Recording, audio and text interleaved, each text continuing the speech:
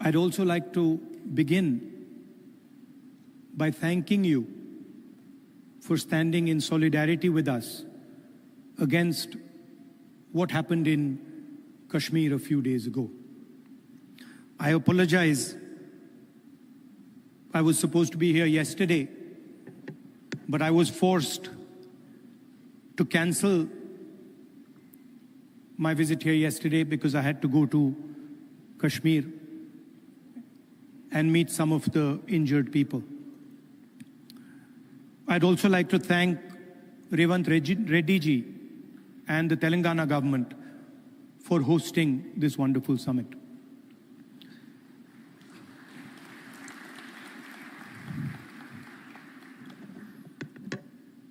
As we all know, politics, democratic politics, has fundamentally changed across the globe.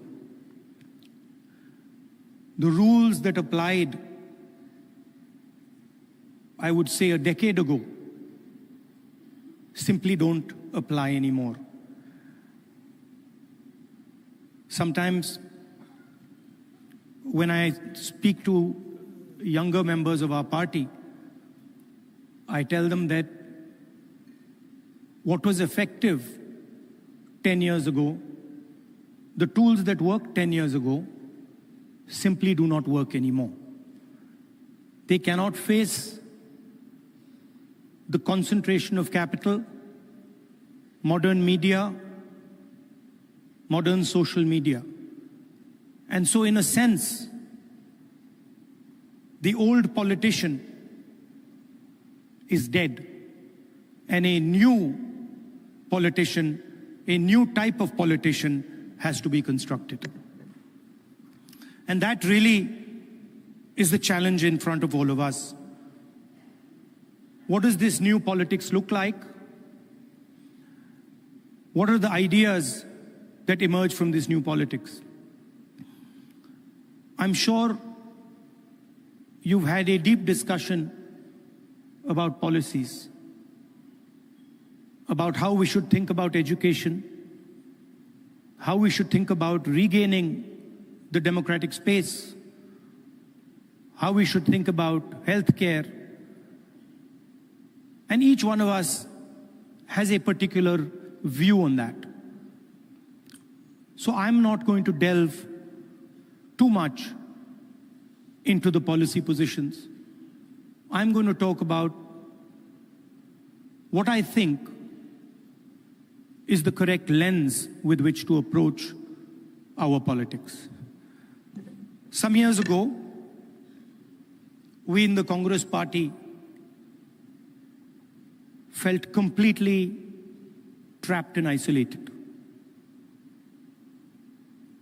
This new politics, aggressive politics, a politics where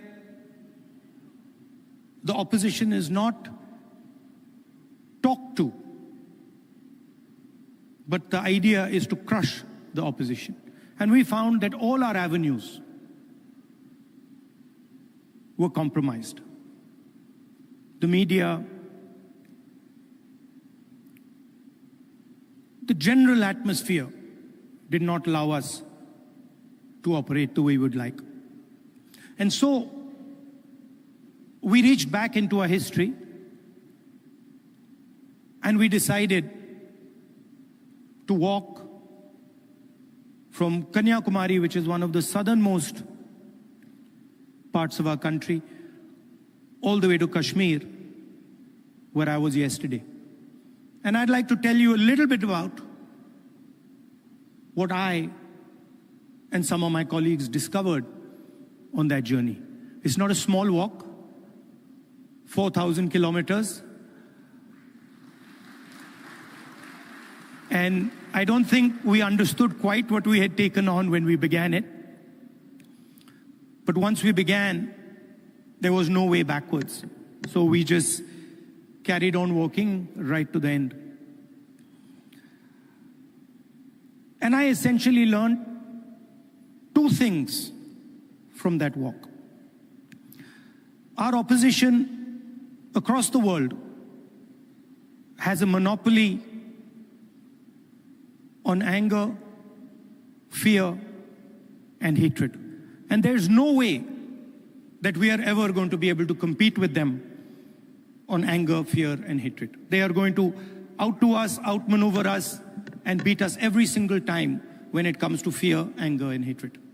So the question is, where and how do we operate? Where are the spaces where we have the advantage? Where are the spaces from which we can build a counter-narrative? So the walk started in Kanyakumari. And slowly as it progressed, more and more people started to join this walk. And within 10-15 days, walk would start at 6 in the morning, and we would have thousands and thousands and thousands of people walking with us, pushing us, people trying to come in. And it was something to see. My job was walking and listening to people. And the one rule we had was that anybody, regardless of who he is, who she is, should be able to come to the center of where we were walking and have a conversation with me or the other leaders there. And so we followed this rule rigorously. As we walked, we talked and walked and talked and walked. I suddenly found that it became harder and harder to speak. As politicians, we are trained to do this. We are trained to come on stage and talk. We are trained to tell people what we think. We are trained to think about the future. But while I was walking, the number of people who were coming to me made that impossible. And so I started to listen. And I realized, halfway through that walk, I realized that actually I had never ever listened before. And in fact, I didn't know how to listen. I knew how to speak, I knew how to think, but I didn't actually know how to listen to people. What do I mean by that? Whenever somebody was speaking to me, I would have a conversation going on in my mind. I would be listening, and at the same time, I would be talking. Relatively quickly into the yatra, the talking completely stopped.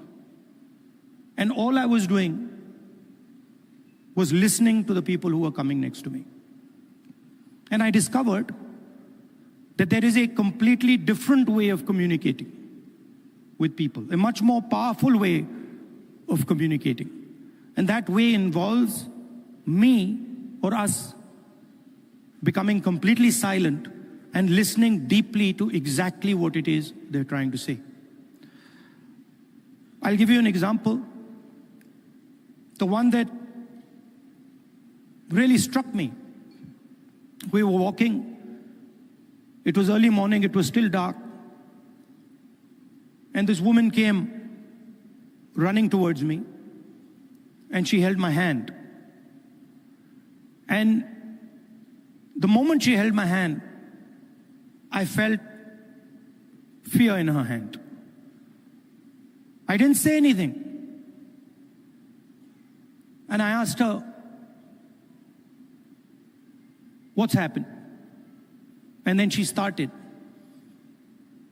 And she said to me, I've come here to walk, but I have to go back. I have to go back quickly. I said, "Why?" She said, "Because my husband is beating me.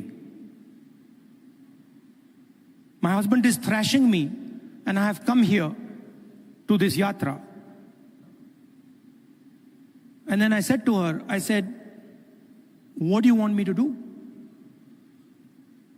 And she looked at me, she says, "I don't want you to do anything. I just want you to know that this is happening to me. And the moment she said that, her hand completely relaxed. And I realized that it was as important for her to be heard, for me to understand and us to understand exactly what it was that she was going through. That was as important as any action we could take. And in 1 second, she transmitted to me what millions and millions of women go through in their homes. So our opposition really does not know how to listen, because they already have all the answers. They know exactly what is supposed to be done. And this is completely flawed, because it is the people who know what has to be done. And if there is one thing that we have failed at with all the social media and all the modern communication methods, it is that we have, as politicians, failed to deeply listen to what our people are trying to tell us. And this is the space where we can really operate, because our opponents have completely vacated this space. They're not there. They don't exist there. The second thing I learned, even more powerful than listening properly, on the yatra, it suddenly struck me, something struck me, that when it comes to people I'm close to, my mother, my sister, my friends, I'm very comfortable using the word love. And it struck me that I'd been in politics since 2004. And I never ever used or expressed love to anybody. So I was saying to people that I want to help you. I was working hard to help people, but I was not expressing the reason I was working. And so on the yatra, I started to do so. Little girl came up to me running, and she said, "Uncle, I love you." And I'm like, that's interesting. Why have I never said this before? Why have I never used this narrative that is the central narrative and the reason for what I do? And so I started. I would listen, and then I would use the frame of love and affection, and I would tell people that, you know, I love you very much. And something quite amazing started to happen. Till the yatra, I never used the frame of love, and nobody else used the frame of love. So I didn't have people coming up to me and saying, "I love you." And since I started using the frame of love, since I started saying to people these sort of uncomfortable words, that, "Listen, I love you, and that's why I do what I do, that's why I work," suddenly they started to respond. And today, in public meetings, on the street, people will stop me and say, "We love you, I love you." And the powerful thing about that is it starts the conversation at a place from where it's very, very easy to operate. Often we think that we are going to connect to people indirectly through policy, through the future. We'll help you with your children's education. We'll help you with finance. And there's a place for that. But there is also a way to connect directly to the persons present. Directly saying to them that the reason I'm standing here and the reason I'm doing what I do is because I have affection, love and affection for you. And it has completely changed my politics. It has made my life so much easier. It has made my ability to connect with people so much easier, I cannot tell you.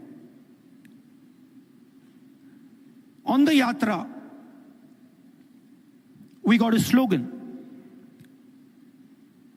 The slogan in Hindi is Nafrat ke bazaar mein mohabbat ki dukaan, which people who understand Hindi will translate. But what it basically means is that in a marketplace of hatred,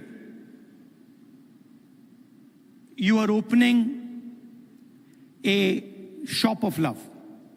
Now, this slogan became very, very powerful in India. The idea that no matter how much hatred someone spreads, the biggest and most powerful way to disrupt them is not to copy them, not to argue with them, not to fight with them, but right in front of their hatred, to place the idea of love and affection. So that, I think, is a framework, a potential framework for our politics. We can disagree on policies. In fact, I'm sure that every single one of us will disagree on some policy matter or the other. But the lens we use, we can all agree on. Their lens is hatred. Their lens is fear. Their lens is anger. Fear leads to anger. Ossified anger is hatred. And our lens should be that which cuts their lens. Our lens should be love. Our lens should be affection. And our lens should be listening to the wishes and the will of the people we are supposed to represent. I'd like to thank all of you for coming here. It's an honor for me to listen to what you're saying, to work with you.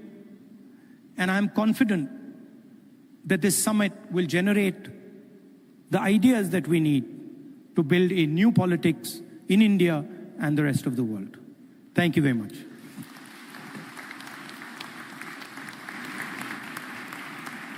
Thank you so much, Shri Rahul Gandhi ji, ladies and gentlemen. Always motivating and inspiring us. And through this Bharat Summit, our leaders, Srimati Sonia Gandhi ji, Shri Rahul Gandhi ji, and Shri Mallikarjun Kharge ji, we hope to start, and we have, I should say, already started a global progressive movement where we want to show that Swaraj, Ahimsa, Satya, and Aparigraha are the only way to create a just and liberal world order. Ladies and gentlemen, we now will be watching a solidarity video message from Mr. Wayne Swan from Australia. So can we have the AV, please?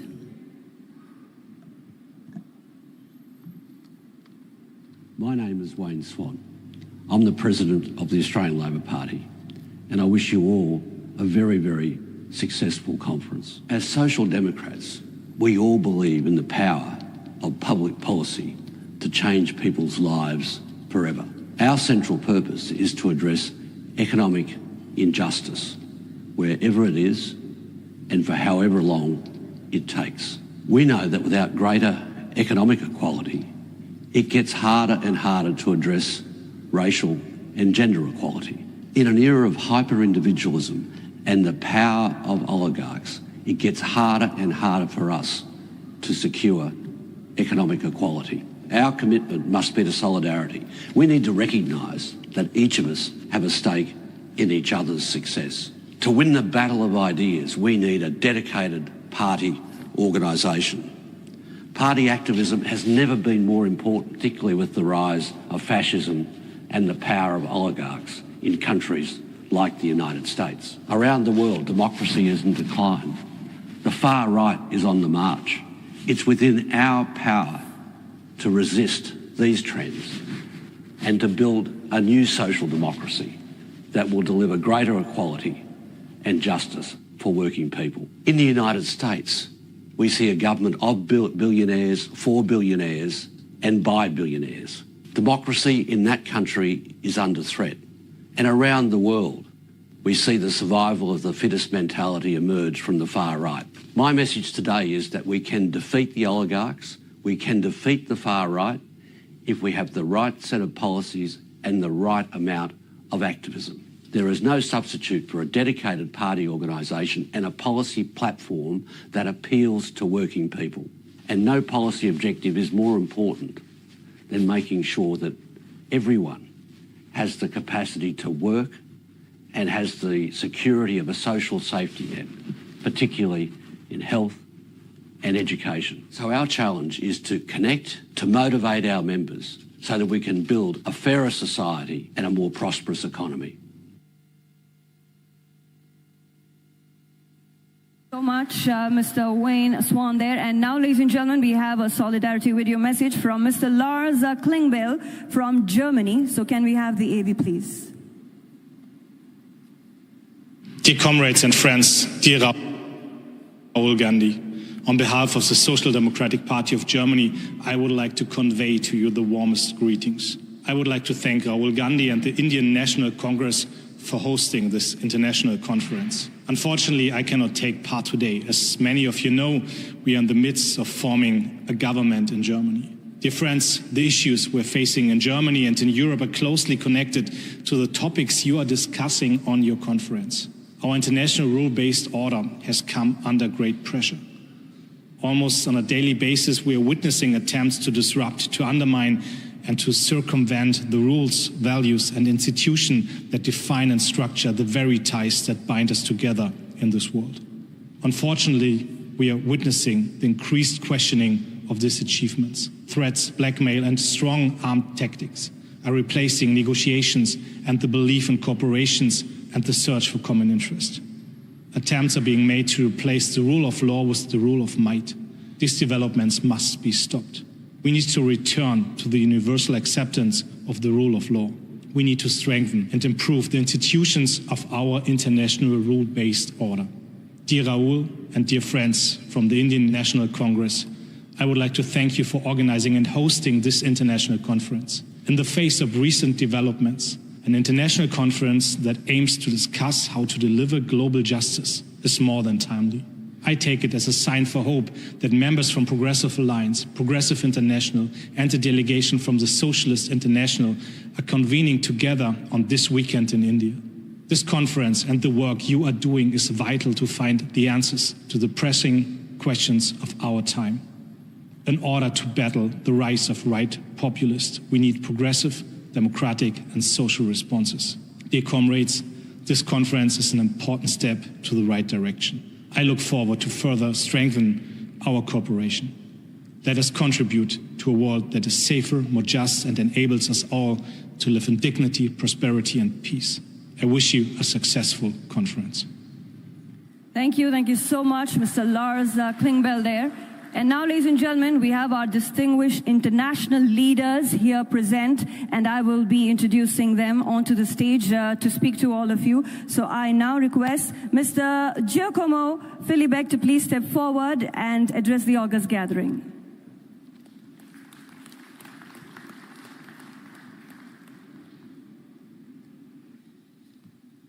Namaste. Leader of the opposition, Rahul Gandhi, Chief Minister, members of the Indian National Congress, members of the Progressive Alliance, fellow progressives. Before I begin, allow me to express on behalf of the Party of European Socialists our heartfelt condolences for the tragic loss of life in the Kashmir region. The grief of the families, the pain of communities must not go unnoticed. We stand in solidarity with all those affected and reaffirm our belief that peace and human lives must never be sacrificed for political gains. As we speak now, in these very hours, in my hometown, in Rome, the funerals of the Holy Father, Pope Francis, are taking place. More than 140 heads of governments are coming in Rome to pay respect to the late Pope Francis. However, I doubt that all of them have understood or shared his main message about human dignity in this planet. We talk about global justice here.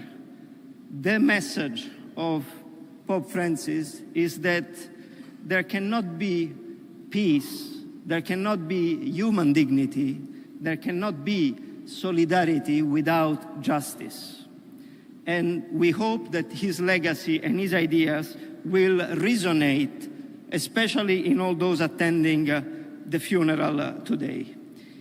In today's complex political landscape, we must carefully evaluate the spectrum of governmental actions, identifying those that align with democratic processes and denounce those that dangerously deviate from them.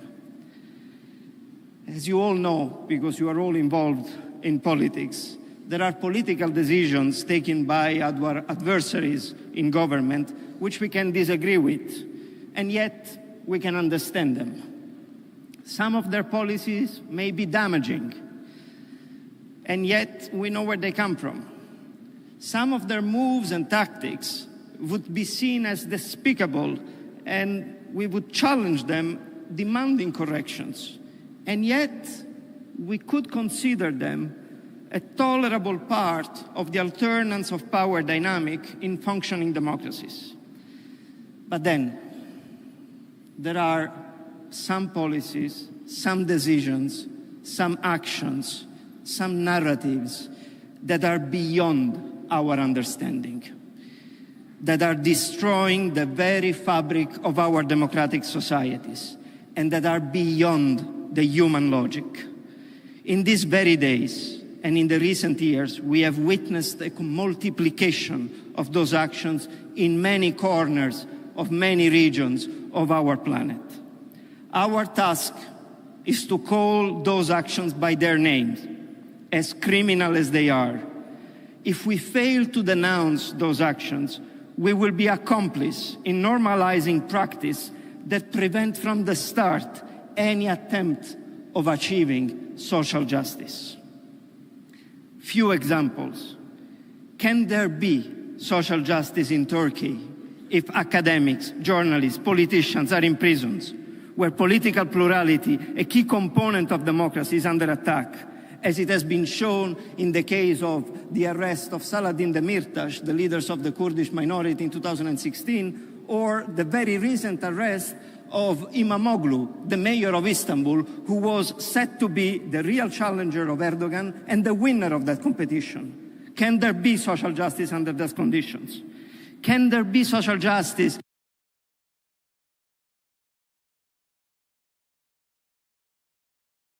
on their way to work and school, and where after months of impressive and massive protest, the government of Vučić refuses to take responsibility for their actions and their wrongdoing?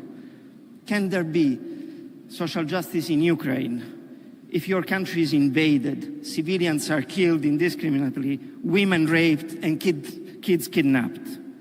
Could there have been social justice in the Philippines, where under Duterte, thousands and thousands of human beings have been killed with the extrajudicial killings for their presumed alleged war on drugs? Can there be social justice in Argentina, with Milei right-wing libertarian and ultranationalist government increasing inequality and poverty in the country? Can there be social justice in the African Central Republic or in Zimbabwe, where both governments are muzzling the opposition?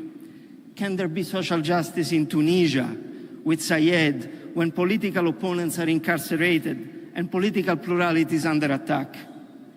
Can there be social justice in Nicaragua under Ortega's regime, when reforms of the constitution are tailor-made for the presidential marriage?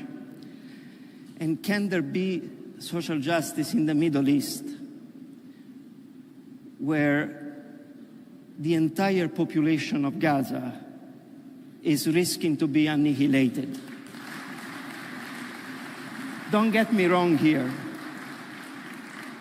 We denounced the 7th of October terrorist attack as the most inhuman one we have seen in that region. And yet, you cannot respond with an equally inhuman strategy, attacking and targeting women, children, elderly, without discrimination. This is not what we expect from a democracy.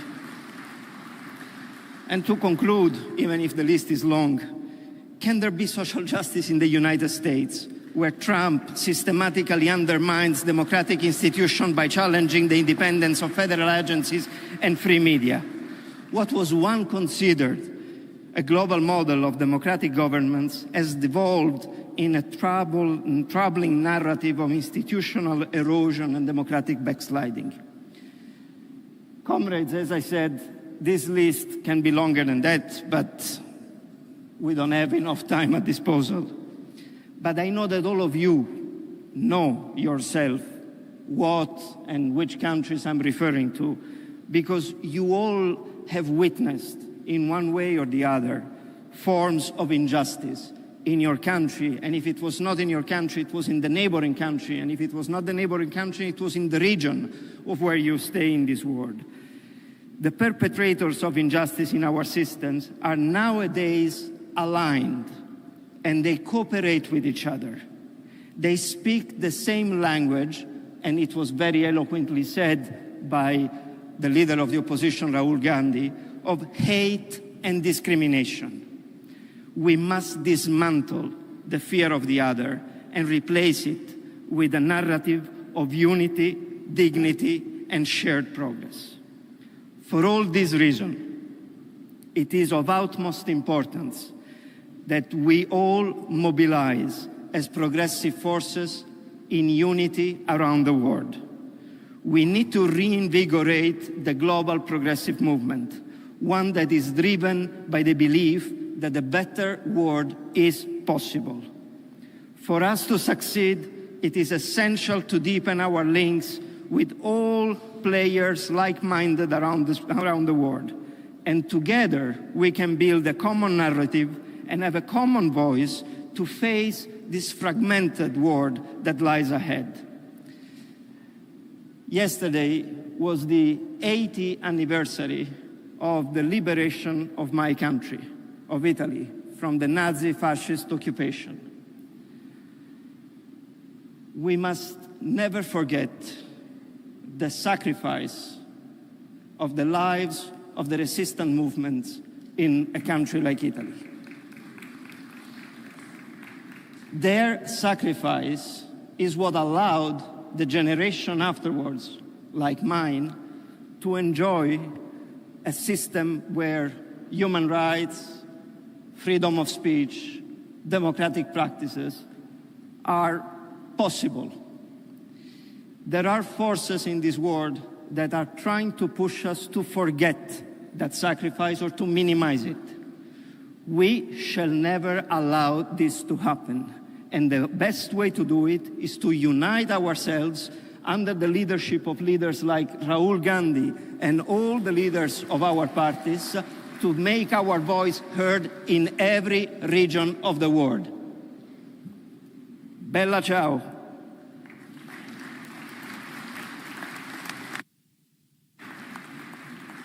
Thank you so much. Giacomo Filibeck, ladies and gentlemen. Mr. Giacomo Filibeck is the Secretary General, Party of European Socialists. And yes, moving forward to our next distinguished international leaders here on stage, I request all of you to kindly please limit your speech to 2 minutes maximum because we are running short on time. I now request,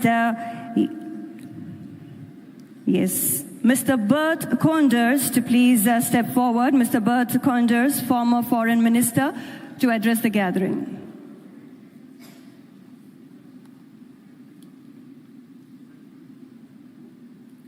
Yes, I now request Mr. Bert Koenders, former Foreign Minister, to please address the gathering. And I also request you, sir, to please limit your speech to maximum 2 minutes. Thank you very much. Thank you, sir. Mr. Gandhi, ladies and gentlemen, thank you very much. It's a great honor for me, representing here today the Dutch Labour Party, to be with you here in a very historic meeting. This is, I think, almost 80 years after the importance of this country and later on the Bandung Conference. And we have been inspired, I think, at the time by the leaders of the past, of thinking about how we could build an order in the world that was more equitable and just. And I think the Bandung Conference has to give an inspiration, not only for new politics in our countries, I think it's extremely important, but also about a new arrangement in our world, which is polarized, which is characterized by disrespect, by unilateralism. I'm limiting myself to 2 minutes, so let me give one plea. It is very urgent in a time of beggar thy neighbor policies, of unilateralism, of inward-lookingness, that together the spirit of Bandung is coming back, inspired by your party, as a force for the Progressive Alliance to work on a new deal between the South and the North. India can be in the lead, Europe can be in the lead. We need a real deal for respectful multilateralism, not only in terms of justice and human rights. I think it's absolutely key. It was just mentioned. Thank you very much. We're in a time of repression, of respect of human rights. Never have been so many people and journalists being killed around the world. But it's also about an equitable economic order. And I think in that respect, the big announcement we're going and have made today on a new beginning for international justice should lead to concrete action. And thank you very much, all of you, in this great city of Hyderabad, to create a new Bandung. A Bandung worldwide, with respect for each other, respect for human rights and international justice. Thank you very much.